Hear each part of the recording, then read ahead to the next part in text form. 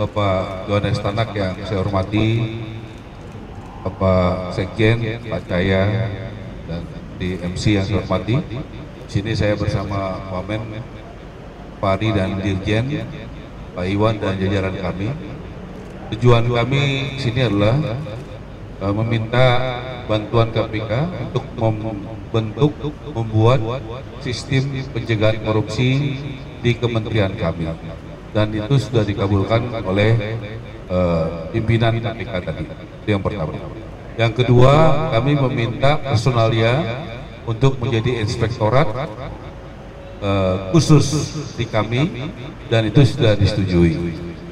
Juga di beberapa bidang yang strategis di kementerian kami, supaya keterbukaan publiknya sesuai juga dengan asas KPK, juga kami bisa langsung duplikasi dengan orang-orang yang memang sudah siap, yang selama ini sudah membantu KPK. Kemudian kami juga seperti dengan kejaksaan, kami juga memohon kiranya aset-aset terutama tanah yang ideal itu yang cocok untuk perumahan rakyat, kiranya bisa dimanfaatkan oleh rakyat Indonesia, supaya tanah-tanah dari koruptor itu bisa dimanfaatkan untuk perumahan bagi rakyat Indonesia yang masih banyak kekurangan atau belum memiliki rumah. Dan kami merasa mendapatkan dukungan yang luar biasa. Jadi sistemnya juga akan dibuat, orangnya juga dibuat, dan kemudian akan ada tindak lanjut lagi. Dan saya rasa ini adalah pertemuan yang sangat produktif.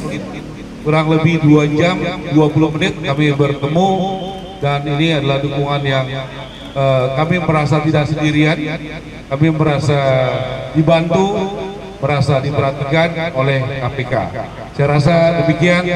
Terima kasih sekali lagi kami ucapkan kepada pimpinan KPK untuk pertemuan yang sangat efektif dan produktif ini untuk kementerian kami, dan untuk pelayanan publik dan keterbukaan dan pencegahan korupsi di kementerian kami. Terima kasih. Silakan Pak.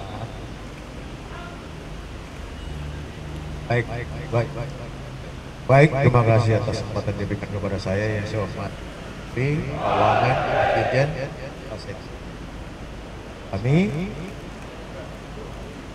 kunjungan Pak Menteri beserta Pak Wamen dan jajaran adalah satu kehormatan bagi kami.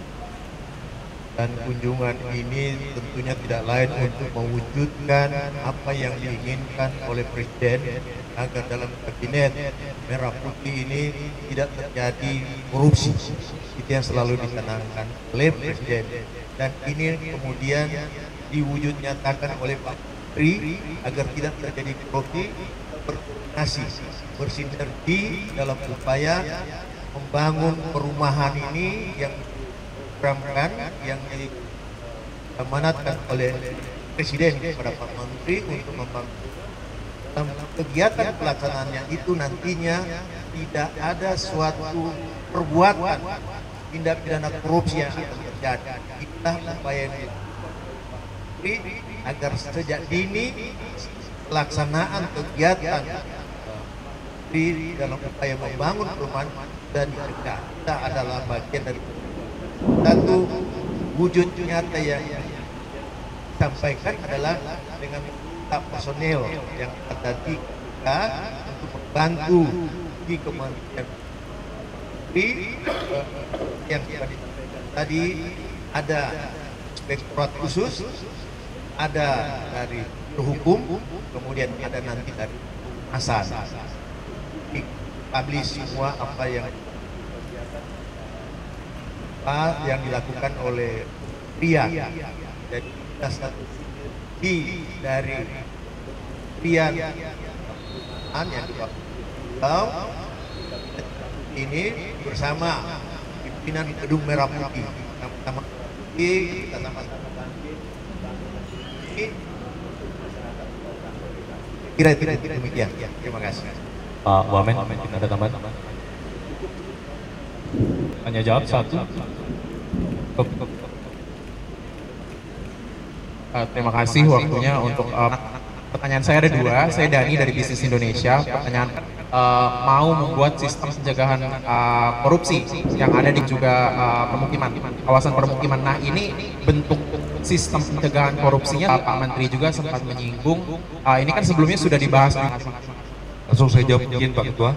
Jadi yang pertama ini dari Dirjen Perumahan, di dalam laporan yang saya terima dulu PUPR Dirjenan Perumahan ini termasuk yang temuan dari BPK dan lain sebagainya sangat sedikit dibanding yang lain. Jadi saya bersyukur punya Dirjen dan jajaran itu yang tata kelolanya baik. Itu nomor satu.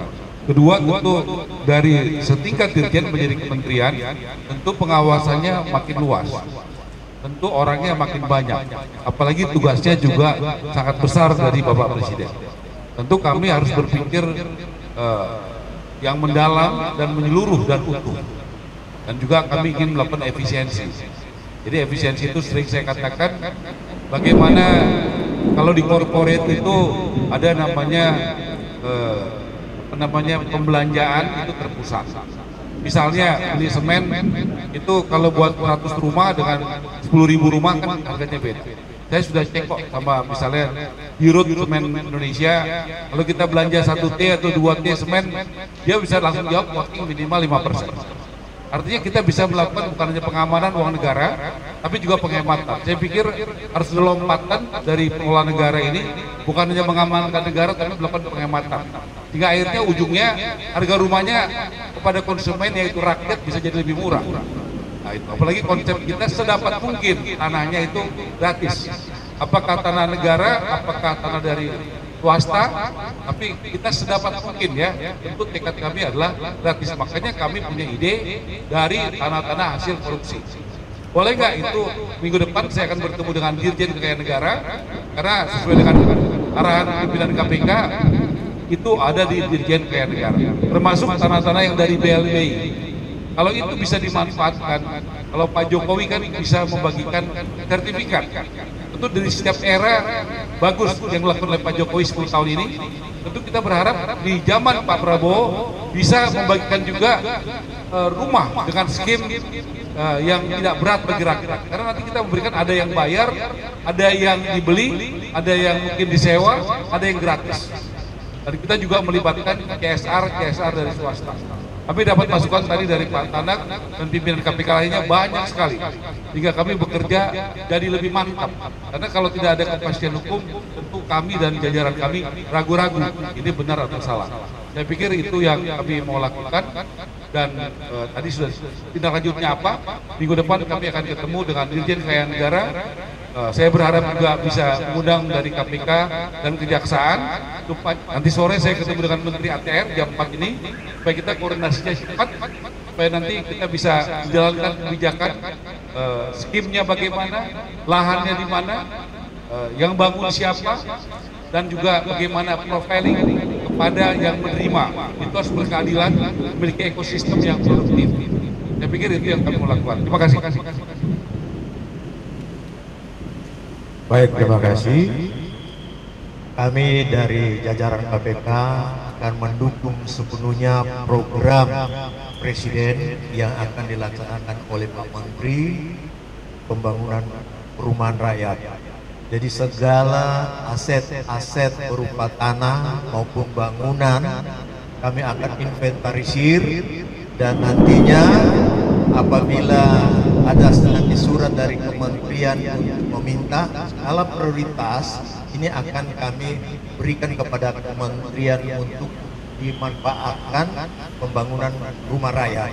Jadi seluruh aset-aset berupa tanah maupun bangunan, karena ada kalanya tanah kosong, ada kalanya ada bangunan rumah, sepanjang bisa dimanfaatkan untuk kementerian, untuk rakyat nantinya, semua kami akan inventarisir dan akan kami serahkan tentunya sesuai dengan prosedur peraturan perundang-undangan, berkoordinasi dengan Kementerian Keuangan, dalam hal ini Dirjen Kekayaan Negara.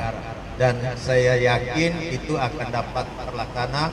Bahkan kami berharap bukan hanya 3.000, lebih dari 3.000 itu akan lebih baik lagi. Dan kita sama-sama mendoakan agar tujuan pemerintah yang ada sekarang ini dapat terrealisasi dengan baik. Saya kira itu, terima kasih. Udah ya. Pimpinan, Pak Sekjen, Pak Dirjen, dan teman-teman